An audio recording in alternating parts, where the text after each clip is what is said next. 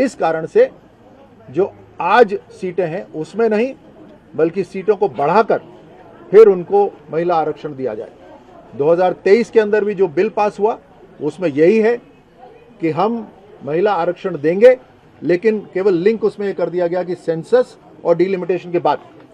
इसी कारण से ये 16 अप्रैल में जो 3 विधेयक हैं वो लाए गए।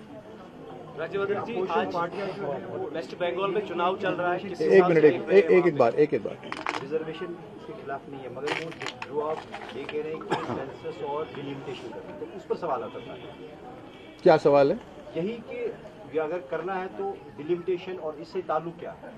हाँ, सवाल यह है कि डिलिमिटेशन क्यों नहीं करी जाए, उसको करके क्यों नहीं आरक्षण दिया जाए। जैसे मैंने कहा कि जैसे अंग्रेजी में कहते हैं ना, test of pudding is in eating, कि आपने पुडिंग रखी भी तो है लेकिन खाने का अवसर नहीं दे रहे। तो महिला आरक्षण की चर्चाएं बहुत लंबे समय से चल रही हैं, ये आज कल की भी बात नहीं है। जैसे मैंने कहा 96, 98, 99 में तो विधेयक लाए गए। सो कितना इंतजार करेंगी महिलाएं। और जब चर्चा हो गई है, देश तैयार हो गया है, महिलाएं तैयार हो गई हैं, चुनाव आने वाला है 29 का, और आप कह रहे हैं साहब कि अभी तो नहीं दे सकते, 2034 में जाकर देंगे। तो इसी कारण से एक पूरी पीढ़ी निकल जाएगी। डिलिमिटेशन रुक नहीं रहा, सेंसस रुक नहीं रहा। सेंसस अभी चल रहा है, सेंसस जब खत्म होगा उसके बाद डिलिमिटेशन भी होगी। डिलिमिटेशन के बाद जो सेंसस के बाद डेटा आएगा उससे डिलिमिटेशन भी हो जाएगा। तो वो प्रक्रिया पैरेलल चल रही है। लेकिन 29 में महिलाओं को अवसर मिले आगे बढ़ने का, इस कारण से इसको डीलिंक करा गया और सबको बराबर का अधिकार दिया गया, हर राज्य को बराबर का अधिकार दिया गया। आप यहाँ से आपने कहा कि सेंसस में समय लगेगा, डिलिमिटेशन में समय लगेगा, 2029 में चुनाव है, तो चुनाव से पहले ही क्यों भाजपा इस चीज का श्रेय लेना चाहती है? अब जब इतना टाइम इंतजार किया तो चुनाव के बाद भी अगर होता है तो वेट कर लीजिए। बहुत अच्छा सवाल है, श्रेय की बात आती है। 2023 के अंदर जो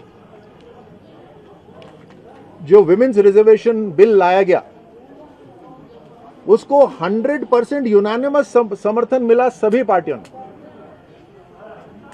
सारी पार्टियां अपने भाषणों में कह रही हैं कि हमने पूरा समर्थन दिया, क्रेडिट सबको गया। यह एक और अवसर था जिसमें सारी पार्टियां कह सकती थी हम समर्थन देते हैं, और पैरेलल प्रोसेस चल ही रहा है।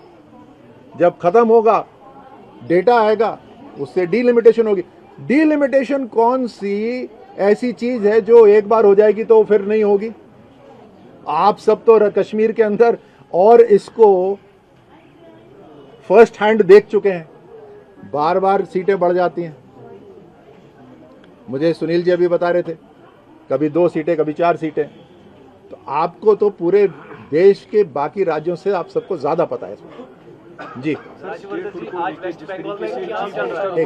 चीफ मिनिस्टर उमर अब्दुल्ला बाकायदा जो है बीजेपी के ऊपर निशाना बना रहे हैं कि बीजेपी जो है स्टेटहुड को जो है वो देने में वो तैयार नहीं है, क्या करेंगे?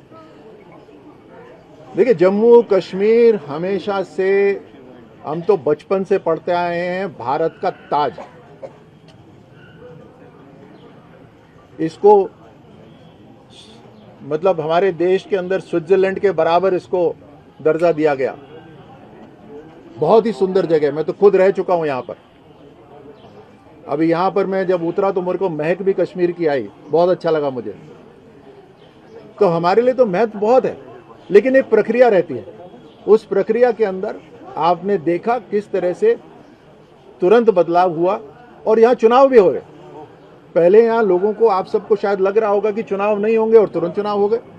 तो इस प्रक्रिया के अंदर जैसे जैसे आगे बढ़ेंगे वैसे इस राज्य को अपना दर्जा मिल जाएगा। राज्यवर्धन जी, वेस्ट बंगाल में आज जो हिंसा देखी जा रही है चुनाव के बीच में, क्या आपको लगता है कि वो ऑर्गेनाइज्ड हिंसा जो है की जा रही है ताकि जो प्रतिशतता है या परसेंटेज है वोट्स की, वो एक खास पार्टी को लाभ दे? प्रश्न यह है कि पश्चिम बंगाल के अंदर जो हिंसा देखी जा रही है, क्या वो ऑर्गेनाइज हिंसा है, क्या वो पोलिंग का परसेंटेज कम करने के लिए करी जा रही है, ये प्रश्न है। देखिए, फर्स्ट हैंड तो मेरे पास भी इसका जवाब नहीं है, लेकिन जितना मुझे सुनने में आया है वो निश्चित रूप से यह है कि पश्चिम बंगाल के अंदर जिस तरह का शासन हो रहा है वो एक भय का शासन हो रहा है और काफ़ी वहाँ पर कत्लेआम भी होता है जो पिछले चुनाव के बाद में भी हुआ था। इस बार इस तरह की घटनाएं कम हो उसके लिए सिक्योरिटी फोर्सेस भेजी गई हैं। इसको वोटिंग का भी हमने 2 फेजेस में करा है। तो केंद्र सरकार और इलेक्शन कमीशन, ज़्यादा तो इलेक्शन कमीशन की तरफ से केंद्र सरकार को कानून आदेश दिए गए हैं कि वो सिक्योरिटी फोर्सेस को वहाँ पे पहले से भेजें, कुछ नियंत्रण करके रखें। तो उम्मीद है कि पोलिंग परसेंटेज ज़्यादा होगा। सर, मल्लिकार्जुन खड़गे के बयान को जो प्राइम मिनिस्टर पे उन्होंने बोला है, किस तरीके से आप इलेक्शन कमीशन ने? देखिए, बिल्कुल सही बात है। एक तो हो गया फिजिकल वायलेंस, फिजिकल हिंसा, और दूसरा हो गया वर्बल वायलेंस। आप इतने सीनियर, उम्र भी कितनी है, अनुभव भी कितना है, एक पार्टी के राष्ट्रीय अध्यक्ष हैं खड़गे साहब, और वो एक चुनावी हताशा के कारण, एक फ्रस्ट्रेशन के कारण संवैधानिक पद पे, किसी एक व्यक्ति के लिए नहीं, संवैधानिक पद के लिए, और वो ऐसा संवैधानिक पद जिसको करोड़ों हिंदुस्तानियों ने चुना है, उनको अगर आतंकवादी शब्द इस्तेमाल करा जाए तो आप समझ सकते हैं कि सोच, बुद्धि, संस्कृति कहां चली गई। आज देश की जनता ऐसे राजनेताओं से पूछती है कि क्या सत्ता हासिल करना इतना जरूरी है कि संस्कृति, लोकतंत्र की भाषा, सबको मर्यादा, सबको छोड़ दें और इस तरह के आक्रमण करने लग जाएं। ये आक्रमण तो एक तरह से उन करोड़ों हिंदुस्तानियों के ऊपर हो गया जिन्होंने प्रधानमंत्री मोदी जी को चुना। तो निश्चित रूप से इसका खंडन तो करना ही चाहिए। उनको ऐसे वाक्य से दूर भी होना चाहिए, और दूर तभी हो सकते हैं जब वो माफी मांगे कि ये गलती से हुआ है, मैं माफी चाहता हूं, इस तरह की बात। ACS Mamata Banerjee over IPAC raid case, तो उसके बारे में आप क्या कहें?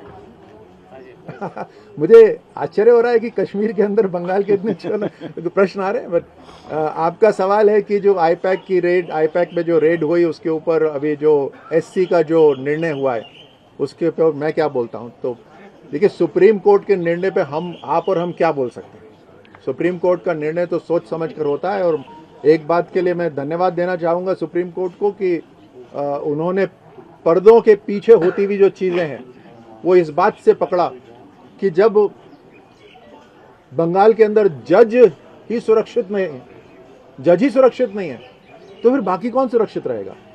तो निश्चित रूप से कहीं ना कहीं सत्य की जीत हो रही है। राठौर जी, मेरा एक सवाल है।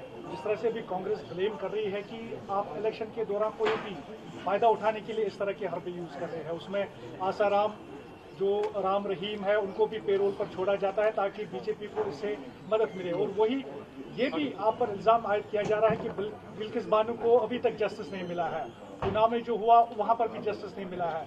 तो ये सब कुछ आप इलेक्शन फायदे के लिए कर रहे हैं, वोटिंग से। देखिए, जो पॉलिटिकल पार्टीज जब निर्णय लेती हैं तो उनका कुछ न कुछ मकसद होता है। प्रधानमंत्री मोदी जी की सरकार 2014 से जब से आई है, उन्होंने ये भी कहा है कि मैं कड़े निर्णय लूंगा जिसको दवाई समझ के देश ले ले। तो ऐसा नहीं कि बहुत ही लोगों को अपीज करने के लिए, जनता को खुश करने के लिए, क्योंकि जब खुश होंगे तभी तो वोट मिलेंगे, ऐसा माना जाता है। लेकिन नई राजनीति के अंदर जनता ये भी समझती है कि ये भले ही कड़ा निर्णय है लेकिन अच्छा निर्णय है। जैसे हमारे माँ बाप बच्चों को बड़ा करते हैं, उसी तरह से देश को आगे बढ़ाने की कोशिश है। तो ये सारे निर्णय, कुछ निर्णय जिसकी आपने चर्चा करी जैसे बेल पे छोड़ देना वगैरह, ये तो कोर्ट करता है ना, ये तो जो जजेस हैं वो सब करते हैं। लेकिन जो सरकार जिस तरह के कानून, जिस तरह की योजनाएं लेकर आती है, वो प्रधानमंत्री मोदी जी, आप देखिए, अगर जनधन है, खाते खुलवा दिए सबके, तो आज हर महिला के पास खाता हो गया, भले ही उसमें खाते खोलने के लिए पैसा है या नहीं है। आज महिलाओं को जो लकड़ी बीन कर चूल्हा जलाती थी उनके ऊपर गैस कनेक्शन हो गया। आज जो जिनके पास शौचालय नहीं होता था वहां शौचालय। तो अनेकों उदाहरण मैं आपको दे सकता हूं। तो विपक्ष तो मुड़ के ये बोल सकता है इससे तो आपको लाभ होगा, लेकिन लाभ सबसे ज्यादा देशवासियों को हो रहा है।